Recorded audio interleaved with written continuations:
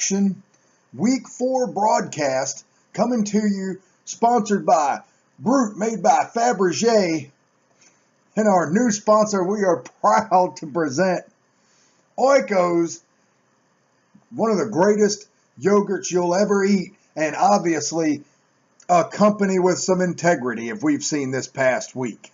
Now, they dropped Scam Newton. They picked up the NFL Reaction, going with class, going with grace. Now, let's get the NFL Reaction Week 3 started. We're going to start with Scam Newton, just like we were talking about right here. But Scam Newton has the New England Patriots' number. The last time they played them, controversial referee no call that ended with Carolina defeating the New England Patriots and Tom Brady cussing out the referee all the way to the locker room. Well, this past week, it's a completely different game. Referee not involved. It's a game of no defense. And in the end, Cam Newton, not even Scam, but Cam Newton shows up and he defeats the New England Patriots, whose defense is abysmal right now, and Tom Brady for the second time in a row. Now, anybody that knows a good scam knows that the scam has to work every once in a while or people won't believe in it anymore. Well, this past week, Scam Newton worked, and he did his thing. Now, you can fully expect him to come back this week and be Scam Newton again. Now, moving on. The NFC East. The NFC East. The Giants still doing their thing, still losing at the end of football games. 0-4. You can't spell elite without Eli, a pocket passer with no pocket to pass from. McAdoo, a piece of trash, standing over on the sidelines with his little mustache looking like a pedophile, calling childish offense.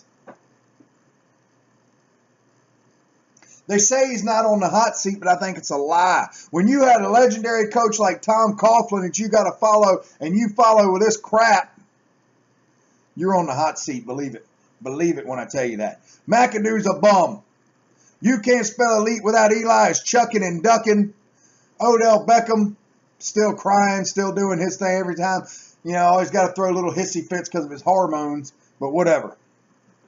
The defense that bailed the Giants out many times last season, that enabled them to be able to win with a one-dimensional offense, that defense is not as good as it was last year. I don't know if people have found holes in it. I don't know. I don't have an answer for that, but that defense is not able to bail them out. Okay, so move on from the Giants. Then you have Philadelphia Eagles. I mean, yes, it was the Chargers, but you got to beat the teams you're supposed to beat. And they did, and they're leading the East at 3-1, the Philadelphia Eagles. I do not believe that will be the case by the end of the season, but as of right now, the Philadelphia Eagles are on track further up than anybody thought they would be after 4 games. Now, those scrappy Redskins, oh boy. Monday Night Football against the undefeated Chiefs and the scrappy Skins. They had them. They had them. Dodson in the end zone. No! And they allow Alex Smith to cut them up like butter once Josh Norman gets hurt. Hell, once like 6 guys got hurt on the defense. Holy crap, it was like body bag game. Anyways, Washington's defense banged up. Bye week couldn't have come at a better time for the Redskins. And Snyder, break out the checkbook and pay Kirk Cousins. It's time to pay that man. That man has got no running game. The flash in the pan Thompson 1 week, I knew that wasn't going to last. No running game. Defense isn't so good, especially with Norman banged up. Norman, his ribs messed up. He's going to be out a little bit. Either way, scrappy Skins should have beat the undefeated Chiefs. Skins need to. We need to take note of them. They're not a rounded football team. I'm not talking that like any kind of a Super Bowl run or a deep playoff run. But as of right now, the Redskins are capable of beating any team in the National Football League. Capable. Would they? They seem like they find a way to lose. But I don't think that the Redskins are many pieces away from becoming, another prominent team in the National Football League. And then, of course, Dallas losing to the Rams. And it all comes down to everybody.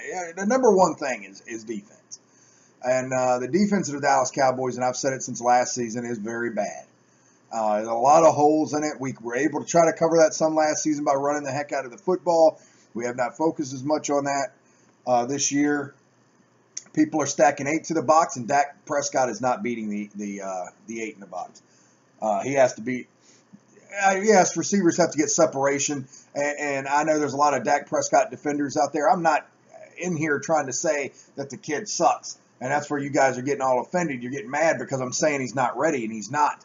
He's not ready to take that team with no defense and limited running game right now because he can't beat the one-on-one coverage. He is not ready to put that kind of a team on his back and take them on a deep playoff run. Not yet. And it's not his fault. He's a second-year quarterback. I wasn't expecting him to do that last year. I'm not expecting him to do it this year. That's why I wish Tony Romo was still on the roster. Not to play, unless, of course, Dak got hurt, but to be there to advise Dak. Everybody knows that Tony Romo's got one of the best offensive minds in football, and he would have been a huge asset to Dak Prescott on the sidelines and let him know what's going on. Dak, yes, we scored 30 points, and a lot of people, we scored 30 points, it's not Dak's fault. No, it's not. When you score 30, you should win football games. That's why I said the number one reason is the defense, especially with Sean Lee out. We get run all over. The number two reason is when you can't move the chains. If you can't move the chains, the defense is right back on the field. It's all relative. And on third down, I couldn't count how many overthrows Dak Prescott did to wide open receivers. And then people trying to say they're not getting separation. That is not what I saw on film. So, all 22 footage shows Dak Prescott throwing overthrows on critical third downs. I don't want to hear that. Dak Prescott's a good quarterback, especially at this stage in his career. But he is not ready to take that team up on his back and carry them to the promised land. So, reality check, guys. Patriots, I don't know what to say. The defense of the New England Patriots is very bad. You get beat up by, you're getting beat by just teams that you never thought would be the teams to beat the Patriots. And offensive line hadn't protected Brady. But let me say this. I've seen a Belichick team on many occasions start similarly slow. By week 8, let's see what Belichick's got then. He's usually got it. He's usually got it where it needs to be. If I'm a Patriots fan, I'm not panicking yet. Defense, though. Anything of real note. Atlanta lost.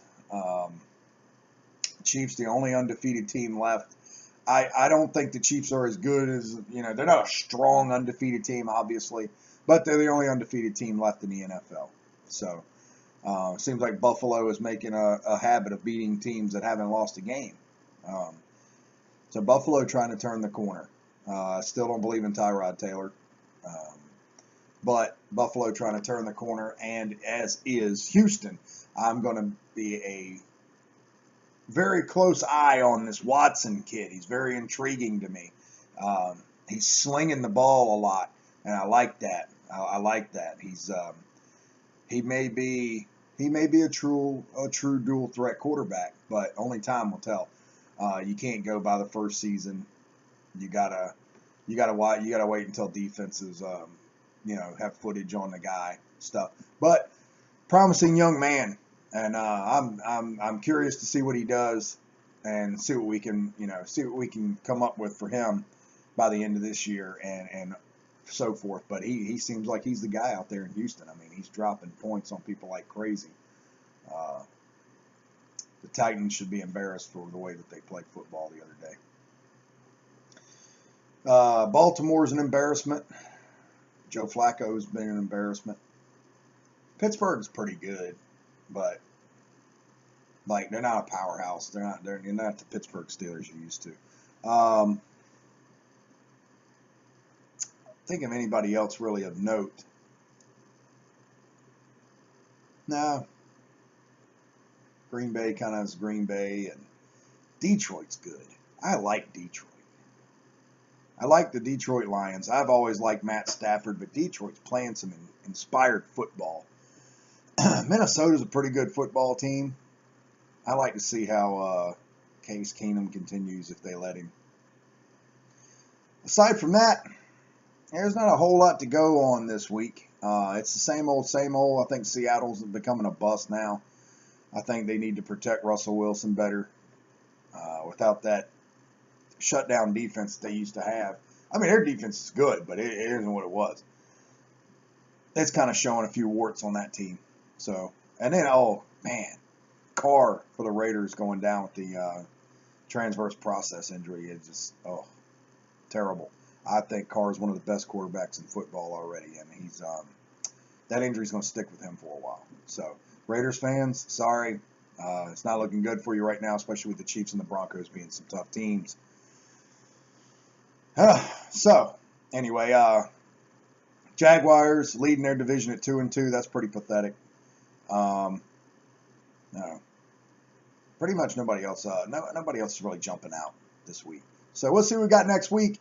Interesting matchups, and for the NFL reaction, Pain Train Preston Quinn got some Brute, got the Oikos, and this week the Brute slap of the week goes to the entire Tennessee Titans defense for allowing the rookie quarterback to toss up that many points on your pathetic defense. 11 slaps of Brute. Right on a Titans ass. Till next week, the Pain Train Preston Quinn. See you later.